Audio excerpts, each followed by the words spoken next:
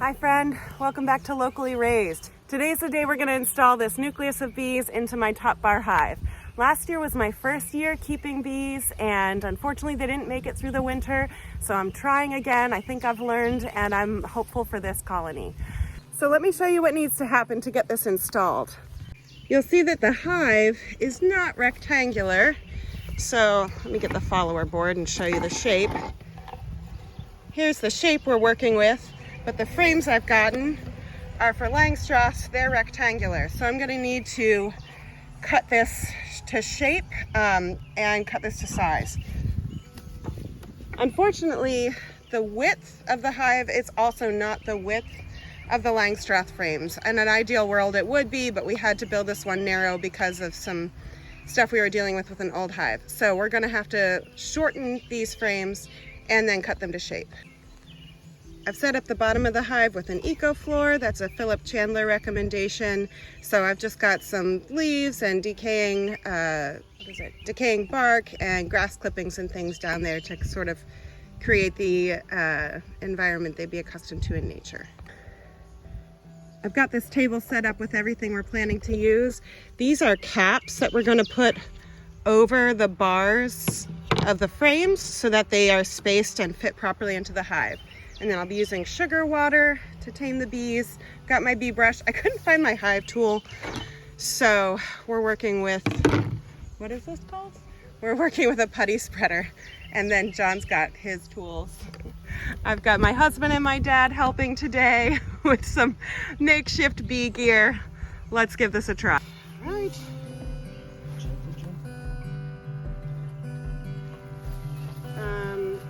These are stuck together. Can you hand me my hive tool? It's a putty knife. Putty knife. Couldn't think of the right On the spot, yeah. It's totally putty spreader. Anybody who sees that will be like, she's a noob. Okay, let's just start at the end here. These are the ladies. This is so cool.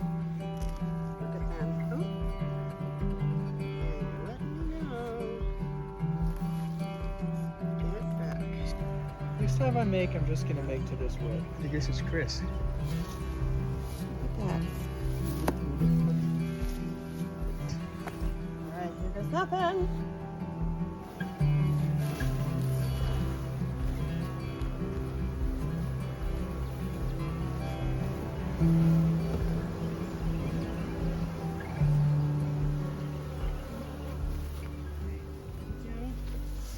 I think it's gonna get better than this.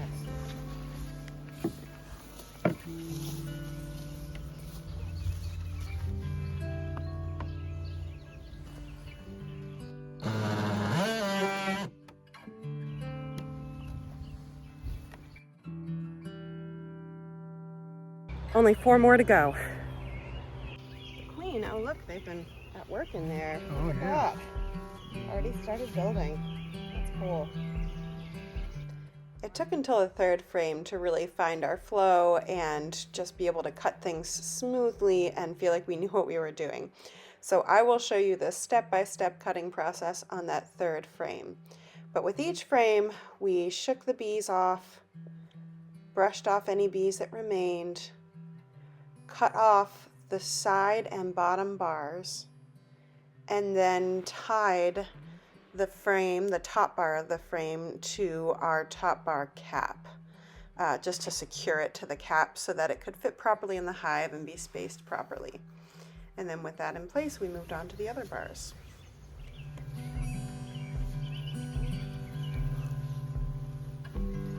Wow, they did a lot of work on this one.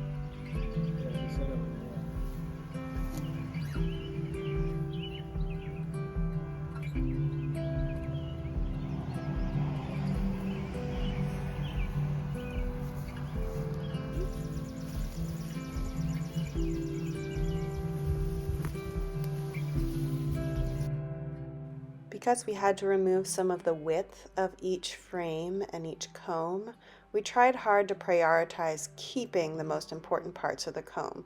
So for example, we tried to make sure that we kept any brood wherever we could and cut off empty comb instead.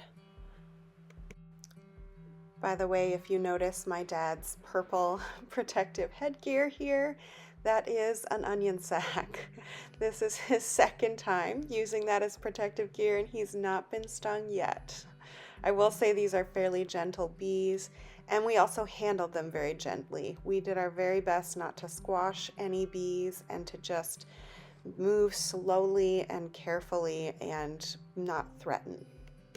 The caps fit over the frames with a little bit of space this time. The last time we'd done this, the caps fit tightly. So we decided to tie each end to hold the cap and the frame together.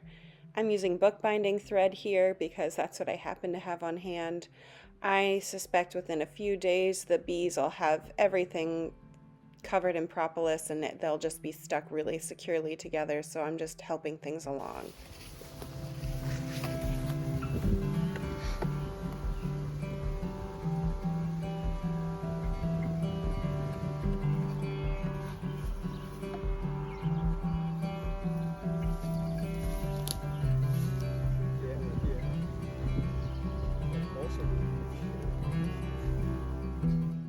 Each time I lifted a frame, we searched for the queen, but we didn't find her. I'm not concerned though, because the bees all chose to stay around the hive, so I assume that she is inside the hive and the colony seems to be organized and calm, so all is well.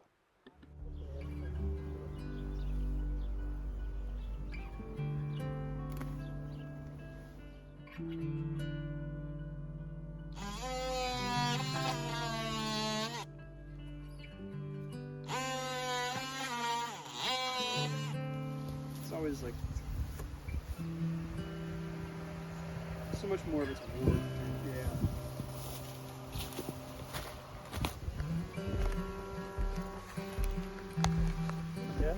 Yeah. All right, so we've got all 5 frames in. Here's my follower. I'm going to give them 4 extra bars and close it off with the follower. Okay.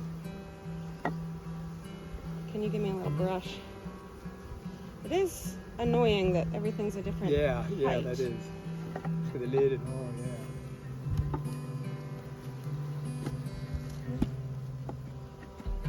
Ooh. Is that better? That's better.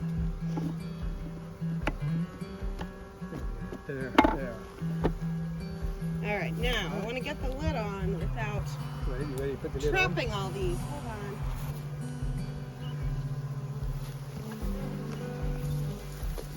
Bunch on this side. Yeah. Bunch over here. You want to spray them first? Yeah.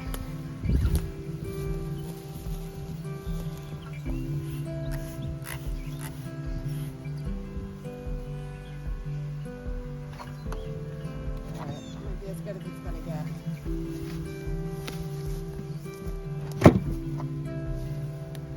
Oh shoot! I meant to shake that box in. There we go. Okay. Good work, team. We are getting better. So you just leave those and they find their way I think in. so. Yeah. Okay. That was better than the last time around. Oh yeah, that was much smoother. That was less stressful. After we'd finished, I left these cut pieces of comb out. I know the bees can pick through them and recover some of this honey. It has now been several hours since the bees have been installed in their new hive. I've tried 4 times to just film the hive from a few feet away and film this little closing from a few feet away, and each time there has been a guard bee that has circled my head until I got far, far away. So I'm gonna have to film this from here. I don't know if you can see, there's the hive off in the distance.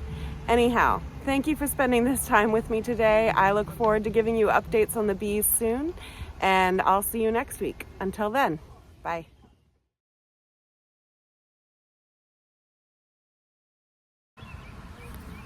Dang it.